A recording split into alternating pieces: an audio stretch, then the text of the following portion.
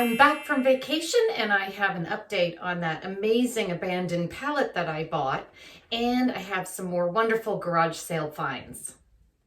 First, though, I want to encourage you to hit the subscribe button and tap the bell, and you'll get more unboxings, reseller info, how to sell, how to thrift, how to source, and profit updates. So if you like that kind of thing, go ahead and subscribe. So hi again. It's Carrie with Picasso Cat Treasures. I'm a reseller. I sell on multiple platforms and I source from multiple places. You haven't seen me in a while because I have been in Hawaii. I went on an 11-day solo trip to Oahu just to de-stress. Everybody needs to do it. I probably hadn't been on an actual vacation in 11 years. So I just did whatever I wanted. And one of those things was I actually went to a thrift store there. I bought the one Hawaiian dress I bought from a thrift store, but I only did that one time. So anyway, today's video is actually, I did a bunch of garage sailing. So I wanted to go over some of the finds that I had on my garage sailing trip out yesterday. I spent about an hour out and I spent about $40, but more on that later. Number one, I wanted to update everybody who's been following the abandoned pallet progress. We unboxed it in 2 videos. My husband Scott and I unboxed it, and we found some amazing things. Now, I have not listed every single thing yet, and I have stuff going. I have one item that's going actually to an auction house, and so that hasn't sold yet, but I wanted to give you an update on what's sold so far. So you might have noticed the first video, you saw me unbox a lot of Disney statuettes. They were bronzes, actually. I've sold all but 2 of them. It's a background from the original movie Sleeping Beauty from, I don't know how many years ago. I don't remember when Sleeping Beauty came out. I think it came out in the late 50s. So what I decided to do with that, because it actually, I had the provenance on it. I had included in that was where the person had bought it and the auction house they had bought it from. So I reintroduced myself to that auction house and I said, can I resell this item? And so I did send it into them. It's called Profiles in History, and they're going to auction it on their next, it's a kind of a Hollywood auction site. And they think I'll get between 1,000 and 1,500. It's a piece of history. I mean, they're not making any more backgrounds for Sleeping Beauty. So it was fun. And I was like, I was really silly because I was super like excited that I actually owned something that could go to an auction house. So I'll let you know what goes on with that. And I think I have to make at least 1,000 or I get it back. So I'm hoping to get way more than the 1,500 top. I'm hoping that I actually get about 3,000 for the piece. Okay. In the second video, you saw us unbox an entire tea set. Sterling silver, Sanborns, Mexico tea set. And I will, while I'm talking, I'll inset pictures of it while it's on eBay. You can see it's just amazing. And so this is something that's way outside of my wheelhouse as far as knowledge. So I went to 2 sources. I went to a dealer who said it was worth nothing but the scrap. It was over 20 pounds of sterling silver. It was 11 pieces. I had to add up what the troy ounces were on that because you don't go by ounces with silver, you go by troy ounces. And I think it was not quite 300 troy ounces or something like that. And he said it wasn't worth anything but scrap value. So from there, this is what we do as resellers. This is what you have to do. You have to kind of like learn by doing. So from there, I went to a silver buyer here in Napa where I live. And I gave him the particulars and I said, what could I make this scrap value, this many troy ounces?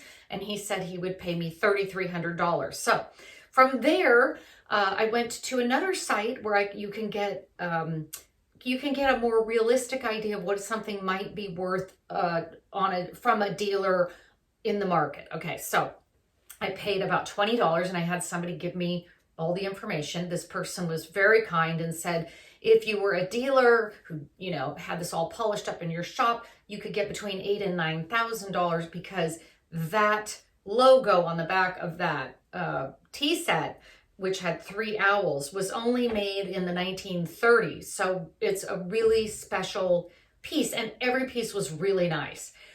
She said, but you're a reseller, and if you're going to put it on eBay or you're going to go somewhere and try to sell it to a dealer, you're going to be really lucky to make 30% to 50% of that. So I knew that I could make $3,300 for sure. So I went and did addition, and I said, if I sell this on eBay, how much do I have to sell it for to make up for the fees, the PayPal, the shipping, and the eBay fees? And then I said, if I can make even 500 more than that, then it's worth it for me to not just scrap it, because it was beautiful. So I thought, so what I did was I put it up for sale at $7,500 or best offer. And I did that on purpose because I wanted people to understand I'd done my research.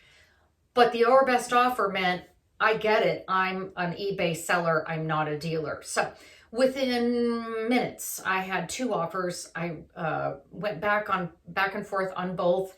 They never got much over a certain amount, and finally we settled on $4,250. I wanted you guys to hear the story because it was an amazing profit. Now I haven't sold everything yet, but I added up everything that I've sold so far from that pallet that I bought. And there are things I haven't even gotten up yet, but there may be $200, $300 more worth of things to list. Everything else is up and listed. And of course, I'm waiting to find out what I might get for that pan production print. But I did make, I remember I paid $1,100 for the pallet. So far, I've made a gross profit of $6,092 on it. And I think I sold something else today for about 100, so maybe it'll go up, but I'm going to go with these numbers. If you're going to take my gross minus what I paid, my return on investment is about 463%. So return on investment is what you profited. Okay, it's a formula. It's like what you profited from the item minus the cost of the item divided by the cost of the item. And that gives you the percent that you made profit-wise. So if I handed you $1 and I sold something for 10, you handed me back 10. Okay, my return would be $10 minus $1 divided by $1. So my return would be 900%.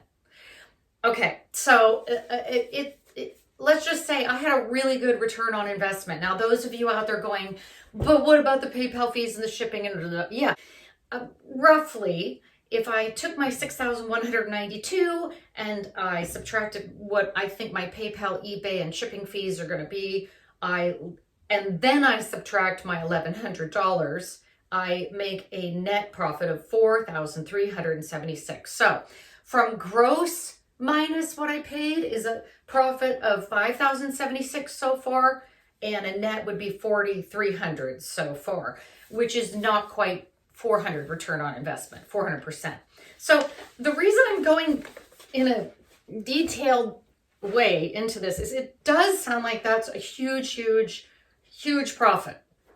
And it is, except I want anybody out there that's a reseller and says, I don't have $1,100 to buy a pallet. I don't have $500 to buy a pallet. You don't have to. So I wanted to show you another instance. I went to a garage sale a couple weeks ago, and I was one of the last people there. It was an estate sale of somebody who was a huge crafter. So they were literally like, I'm selling this entire bin of needlepoint kits unopened, plus the bin itself for $5. If you want to take all of this stuff plus these boxes, $25. So I walked out with $25 spent, and I got, I don't know, I think it was 3 full cases of needlepoints unopened, needlepoint kits. When I went through them all, one of them was a very rare one, and I just got $299 for that. I paid $25. $25, I was able to do that. So I went and I added up everything from that purchase at that estate sale of $25 to see, can I do as well on my return on investment as I did with this big pallet? I actually did a lot better. So I don't know where I put it all, but I had the needlepoint, the one needlepoint. Out of all of that, I paid, I'm just going to guess I paid $1 for it. I probably didn't, but I just said $1. I probably paid 50 cents, maybe even 25 cents, because it was tons of stuff. I paid $25 for tons of stuff. That needlepoint sold for $299, which gave me a return on investment of 29,900%.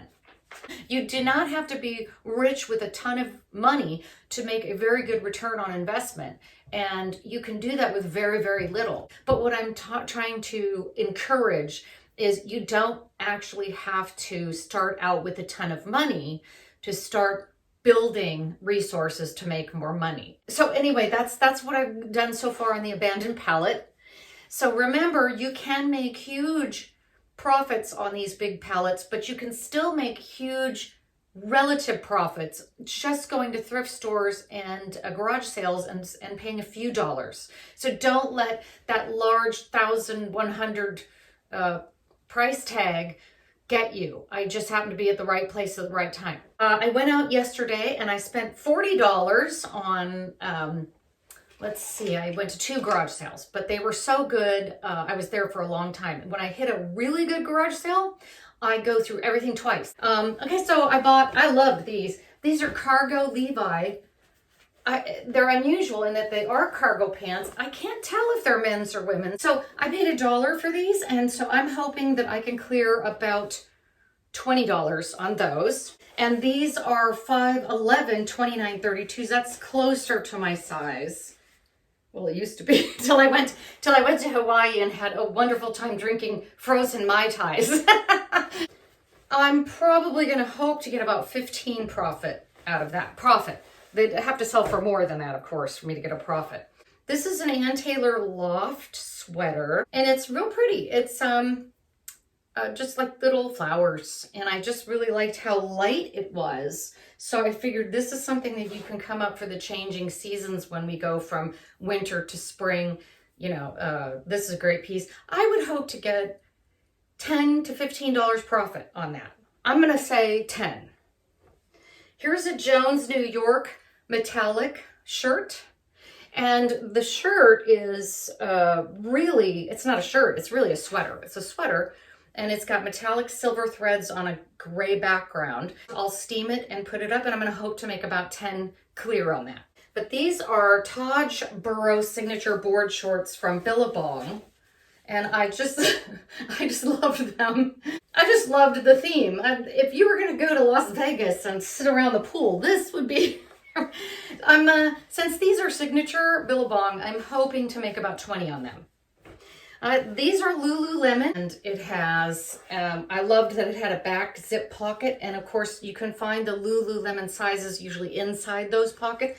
This is a size 4 Lululemon, and so I will probably hope to make about $20 on those. This I might keep. I say that a lot, but I just want you to understand, I do not have a lot of clothes. I wear the same clothes all the time.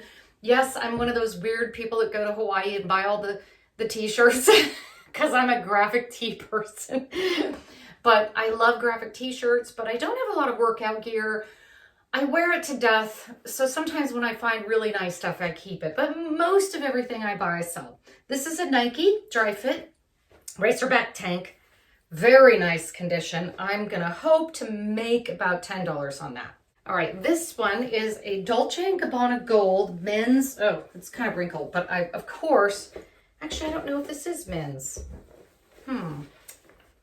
It has the Dolce & Gabbana logo on the cuff. I'm not positive, and the reason I'm not positive it's men, it must be because it's a 1538, and women's sizes aren't. But this is tailored on the back, so it has darting in the back, which I'm used to only seeing on women's clothes because we go in and out. So I didn't think men did so much, but of course we do. They do, but...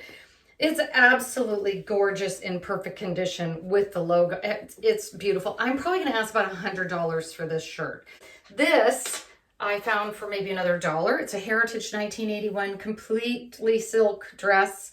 What I loved about this is it's coming up on festival season, summer, and it's an embellished piece.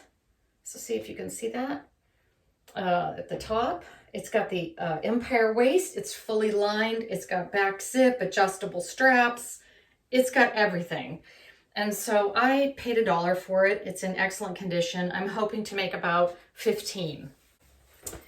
And this I haven't looked up yet. I'll have to look it up. But this was obviously new. It's from Serengeti catalog.